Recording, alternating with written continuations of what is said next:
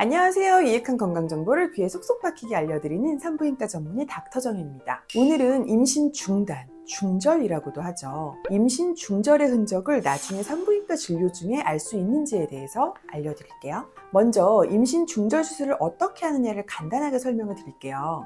임신 중절 수술이라고 하면 뭔가 이렇게 살을 째서 꼬매는 수술 아니야? 라고 생각하는 분들이 계시는데요.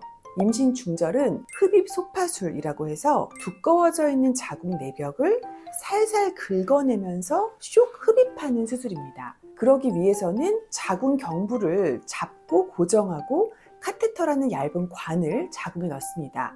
근데 예전에는 자궁에 넣는 기구들을 단단한 금속 재질로 된 걸 많이 썼었는데요.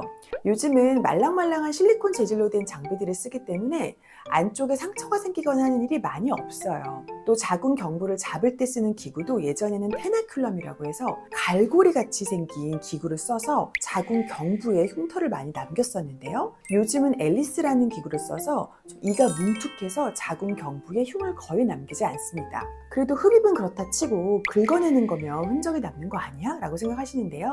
두꺼워진 자궁 내벽은 원래도 생리를 하면 자동으로 탈락되는 부분이거든요. 그래서 소파술을 하더라도 그 부분만을 긁어내는 거라면 생리를 한번 다시 하게 되면 그전과 같아집니다. 그런데 이렇게 수술 자체가 흉터를 남기는 수술은 아니지만 임신 중절을 어느 시점에 하느냐에 따라서 흔적이 남을 수도 있습니다. 만약 임신 초기에 중절을 한다, 즉 13주 이내로 중절 수술을 한다면 흔적이 남는 건 걱정하지 않으셔도 됩니다. 거의 조직 검사하는 정도의 간단한 시술 느낌이에요. 실제로 완전 초기에 오시면 수술 시간이 10분도 채 안 걸립니다. 이런 경우에는 나중에 진료를 보실 때 아무리 산부인과 전문이라고 하더라도 환자 본인이 따로 말해주지 않으면 알기가 어렵습니다.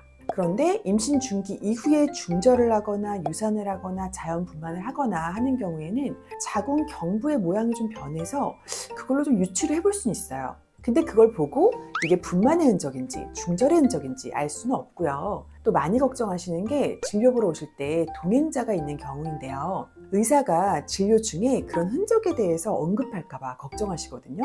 근데 만약에 그런 흔적이 보이더라도 옆에 본인 외에 다른 분이 계신다면 의사가 먼저 구체적으로 언급을 하는 경우는 없습니다. 특히 그런 부분은 더 조심스러운 부분이기도 하고요. 하지만 의료적으로 치료가 필요한 부분이 있으면 과거 병력이나 치료 이력에 대해서 물어봐야 할 수는 있겠죠. 그런 부분은 환자 본인이 먼저 인지를 하고 있어야 합니다. 또 기록으로 남아서 타인에게 노출될 거를 걱정하시는 분들도 계시는데요. 의료법 중에는 개인정보보호법이라는 게 있어서 본인 이외에 타인의 기록을 쉽게 열람해 볼 수는 없습니다. 그래서 그런 부분도 너무 걱정하지 않으셔도 됩니다.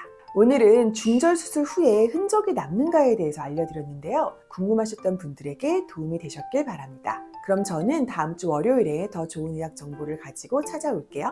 안녕!